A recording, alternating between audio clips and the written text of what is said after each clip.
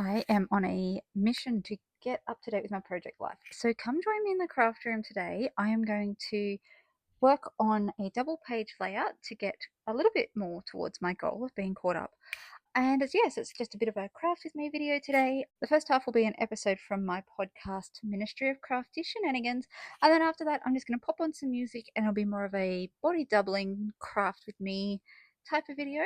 I'm going to work on this double page spread, which is from the end of March. I am just a touch behind, but let's dive in and get this done. Hi, I'm Rach, And I'm Car. Welcome to the Ministry of Crafty Shenanigans. a weekly podcast on creativity, community, connection, and collaboration. 2 weeks ago, we talked a little bit about how we're the same and also how we're different and how our process varies. And over the last couple of years, we've talked about this a little bit. There's been a bit of a shift in my process, and so we've become very different in not how we approach a project, but how we approach a finish. Once upon a time, we were both world class procrastinators, and neither of us would finish anything. Oh, no, I did. I used to finish everything. Okay. And So we've just now, switched places. I think that's what we've done. Yeah, we've merged. You've taken my title and I've taken yours. So today's episode, we're talking about the tortoise and the hare, or Yes. behind the scenes, like I like to refer to it, the tortuga, which is me, and the Rach hare, which is you. I think you looked at that and you went, "What are you on?" I'm like, I was having a great day that day. So once upon a time, I've talked about this a bit before, but for those who are new to our podcast, once upon a time, I used to plot away on projects and they used to take quite some time and I would get bored of them and pack them away and then come back to them and pack them away. And then during the first stage of the pandemic, something shifted in me and I'm still not entirely sure how and why, but it became a thing that I would just start a project and I would finish a project. I wonder if that's more of a you wanted it to go faster because you were stuck in a bit of a holding pattern. Like, obviously, the whole world at that point was stuck in a holding pattern. So maybe your thought process was if I do it and do it fast, then that gets us over the next day and then the next day and then the next month. Yeah, possibly. Possibly. And it could have been a thing of it's achieving something. I can see progress in my project, even if I can't see progress in the wider Anywhere else. world. Yep. But that's not to say I approach a project with my entire focus being on getting through it as quickly as possible to get to the end. I still really appreciate the creative process in and of itself. It's where I come in with the slowness at the moment. I have convinced myself in the last 4 years that slow and steady will win the race eventually, maybe in 5 or 6 years' time, which is quite funny. I was looking through my Instagram feed yesterday, and back in 2015, I think I had shared it was a little booklet I made when we went to the very first quilt camp back in 2011. 2017, I'm like, oh, finding old projects in my craft room. This is cool. I should probably get to it and finish it. Ask me how that one's going. How's it going? 11 years down the track, I found it the other day and I went, oh, I should probably just give up on that. And I wonder why my craft room is out of control and it feels like it's just breeding new craft projects. I wonder too if the difference is because your main craft focus is like your journals, which don't necessarily have a discrete finish line, whereas I tend to be more project based. So I'll sew a quilt or I'll knit a shawl or like I tend to do more block style projects, whereas yours is more ongoing and there's not really like aside from filling a journal, there's not actually a finish point as such, is there? Depends on how big the journal is. If it's a 30-day, like a 30-day challenge, Yes. and I've made a particular journal for that particular challenge, then I do finish it. And that's not to say that I don't finish journals, because I haven't actually got my tally for this year, but I think last year was 10 journals that I finished in full. Some I had been working on for a couple of years. Some I had started and finished last year for a project. So I do churn out a lot, but like with anyone in the journaling world, when you are spread across 15 journals, it's going to take you longer than if you're focused on one. Yes. But in some of the bigger projects, so I also join you. So the Rainbow Wave, Yes. I found that one on my Instagram feed yesterday as well from 2017 camp. And I Yep. was like 2 colors in. I think I'm not that much further now. And that sometimes I look at my projects and think, oh, maybe I should just call them done. But then on something like that, I don't know what it is. I don't know why I haven't really just put the time in. I think my hand got really sore with crocheting at one point. And once it started to get sore, I was like, okay, I can't keep doing this at the level I used to do. And it's funny how you say that you would put your wave away and then you'd find it. And I find that's a big thing for me in the way that my brain works is that if I can't see it, I forget that it's there. I get distracted by the new shinies. And I think that feeds into my finishing now, in that we live in a small house. So once I get a project out, it's generally floating around within my eyesight until it's finished. Yep. Or it's in storage that I have to move it out of the way to get to other stuff and things like that. Yeah, I totally understand that because I had to pack up my craft room, what was it, 5 years ago when we renovated, and everything got put away except for certain little projects. And I know I did focus on those little projects more so than like today. I'm looking across my table going, oh my gosh, I can count. I can tell you don't want to know how bad my table is next to me today. It's at the point my husband's going to say something at some stage. Should go and clean that actually. Probably should at some point. Maybe. We can't race ahead with these things. Just slow and No, steady. absolutely. I had this conversation with my teenager last week, actually, and I ended up writing a whole blog post about it. As part of Blogtober, I have a project that's ongoing at the minute. Still haven't finished it. And it was supposed to be a very simple project, and it kind of took on a life of its own and became much more involved. And he's there watching me and going, oh, there's a quicker way you could do this, this, and this. I'm just like, yeah, but for this project, that slow and steady, step by step by step, rather than automating the whole thing. I for this project, I actually need that really slow, meditative, repetitive action as part of the way I interact with the project. There's a bigger meaning to this project than just a finished piece. Which then that flows out into life as well, doesn't it? Yeah. I think sometimes when we slow down and we're actually fully immersing ourselves in that process of creating, yeah, it becomes like a meditation. And I know back in 2020, I started a slow stitching project, which was basically just squares, and my only parameter was doing circles. And I didn't last a huge amount of time, but I remember at the start of that year just taking 10 minutes to sit down with my coffee in the morning and just stitch. And I've never been a big hand stitcher, so I don't do much more than just running stitch, but just that process of stitching slowly and slowing down and just being in that moment. So I'm not actually watching TV, I'm not listening to anything. So I'd like to do another slow stitching project for next year. And I know that we always every year come together with ideas and think, oh, could we do this or could we do that? Yes. And there's been a few years that you've actually raced ahead and finished some of your projects. There was one that you actually didn't even get off the ground the same as me. Is that the Stitch Journal? I pulled down the hoop the other day. It's the fabric still in the hoop. I was like, oh, I remember that project that I didn't start. I managed to get to like day 27, but I did finish it. Did you? So I got my Oh, texture that's out, the my fabric one. marker. Yes, I remember now. Fine, it's done. And I actually wrote that in the remainder of the fabric, and I have it here to put in a hoop ready to display in my new craft area once our new house is done. I do remember that now. You did start it. I didn't start. I think too, part of the change of why projects used to drag out over a certain length of time is not, we don't do it so much now, but once upon a time we were very good at getting distracted by the new shiny, oh, let's do this instead. So you could pack away the ripple and do a block of the month, or whatever the random thing was that we decided to do that particular day. How long did your ripple take? I started it in 2012. I think it might have been like 2016 before I finished it. Yeah, that's really interesting because mine took 4 months. Waiting for that. You paused then because you were like, there's no way. I had to stop and think about it. I am Absolutely. sure it was 4 months. It didn't take long, which is really interesting because normally, like your projects, particularly your crochet projects, can tend to drag on because your summer hits so early. You pack yours away over summer because of your climate.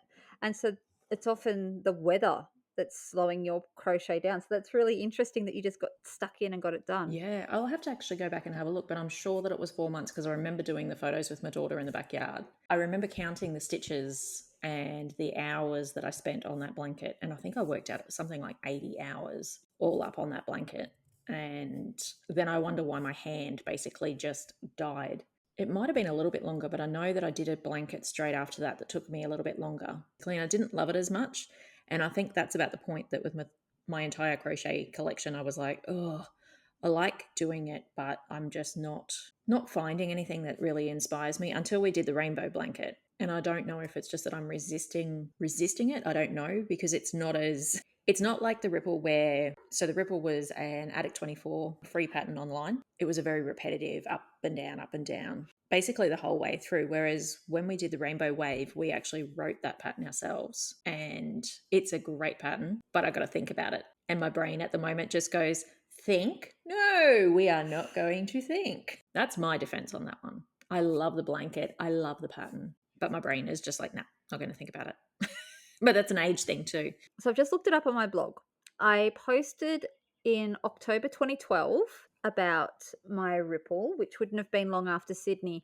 And I'm talking about how I was languishing with it. And I do remember I had a color problem. And I know that's something that you've struggled with in the past. You kind of hit a color and you can't move on because it's not sitting quite right. That was 2012. 2013, we had another baby. So that slowed me down. I finished that blanket in the end so I posted about it being finished October, first day of Blogtoberfest 2015. So 3 years. That's interesting to think about those particular 3 years because we had another baby, we had our second child start school, we had our third child start preschool. So it took a long time. At the same time, there was a whole lot of life going on. And I think that makes a bit of a difference to how I approach a project now, in that my children are older, a little bit more independent. My days aren't bound by the rhythm of the school run. So that makes it easier to squeeze in those little bits of time. Okay, I completely lied before. It did not take me 4 months to finish my Oh, Ripple. okay. Moment of truth. Okay, moment of truth, people. I've just looked at my blog while you were talking. It was 42 weeks. I was close. There was a 4 in there.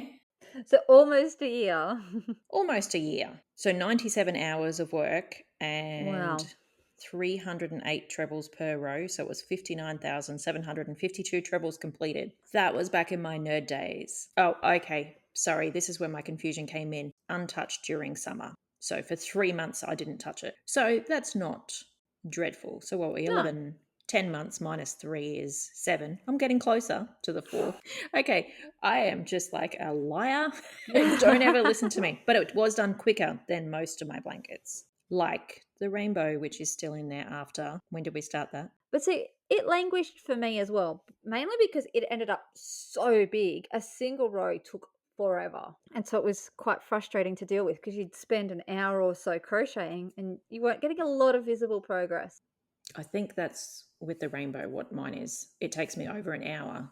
I timed it one time and I can't get one colour in one episode of, say, Bones or anything else that we watch. I always say we because, I just drag you into my shows. And if we can't see progress, then I guess it's harder to get that motivation to keep going, isn't it? So you kind of put it aside for a little bit and then you'll pick it up and go, oh, that's right. This is taking forever. I think that's, yeah.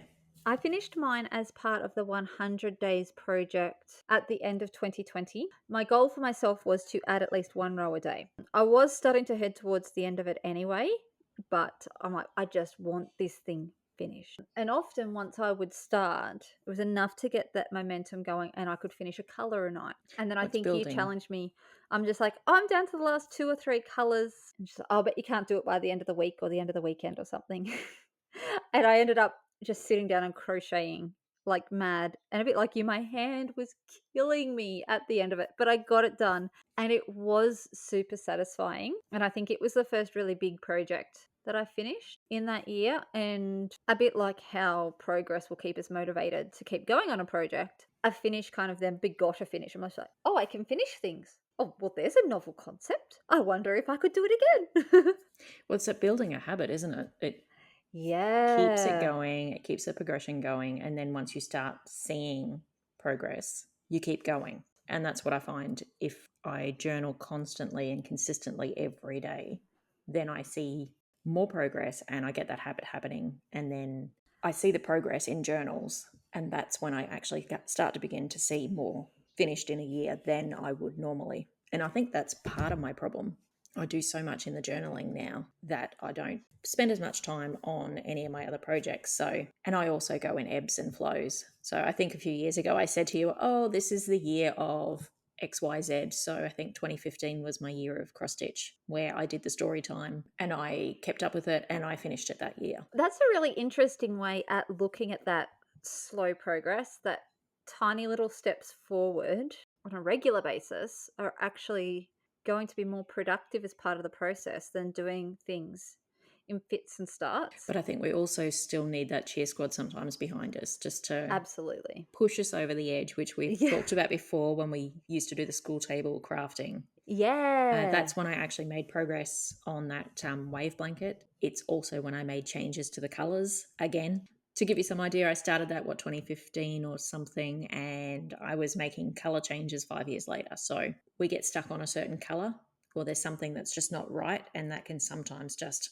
stop an entire project. So it's kind of finding that balance, isn't it, between something that's low stakes enough to kind of keep you motivated to do it each day because it's, it's 5 minutes. How hard is 5 minutes to find? But if it's too low stakes, it's just like, I'll do that tomorrow. And then a month's gone. And then if it's too hard, it makes it even more difficult. Yeah. So you've been recently racing ahead, which is becoming a running joke because we just can't catch you. There is one area, though, that I'm racing ahead on and you are languishing or actually not started. Are we talking about that? Am I still pretending that I'm doing that? We are in November and we are smack bang in the middle of NaNoWriMo. And how many words have you done? 137. Hey, that's excellent. How many words have you done? I had a really bad writing day yesterday and I didn't hit target, but I'm up to 10,000 words. I'm not quite sure why I signed up for this. You didn't actually sign up physically. I feel very out of words after Blogtober. Well, that's a problem. It takes it out of us, doesn't it, Blogtober? So in Blogtober, I wrote 42 blog posts between my personal blog and the Mox blog, recorded 4 podcasts, edited 4 podcasts, sent 4 newsletters, and shared 166 Instagram stories. And if you'd like to see the graph on that, she'll pop it up later. So coming into Nano, I'm just like, I get nothing. You're spent. I've used all my words for October content. I am very keen to do it though. Maybe next week. Well, you can't push too much. You can't push too hard because you've got a new one coming up in December, a new old one, which we won't discuss because that's coming up in a future episode. Yes, more to come on that one. More to come on that one. Yes. But it involves writing. It will be interesting to see over this month how we both go with that word count, whether your impressive start has set you up for the momentum to keep going versus me continually pushing it off, and whether I will find the mojo in there somewhere to sit down and write. Well, I was at day 3 last night and I was like, nah, I can't be bothered anymore. I've done my dash. And we're done. It's done. Something else is coming along. No, actually, I'm going to keep pushing, I think. So I look forward to following along with your word counts. Whether or not I write could be a different matter. I would love to know for our listeners, are you a tortoise or are you a hare? Do you kind of race through a project to get to the end, or is the process as important or even more important than the end result? Jump on over to our Instagram to join that conversation at Ministry of Crafty Shenanigans, and you can find the show notes and all the links from today's episode on our website at ministryofcraftyshenanigans.com.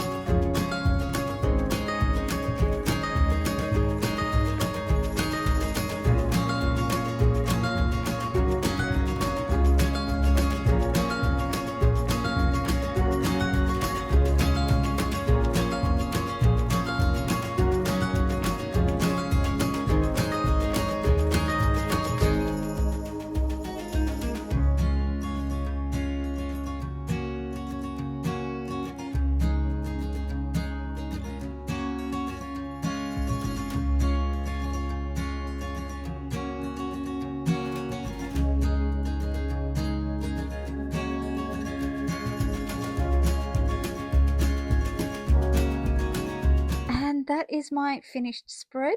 Thank you for joining me today. I hope you enjoyed crafting along with me, and I'll be back soon with another video.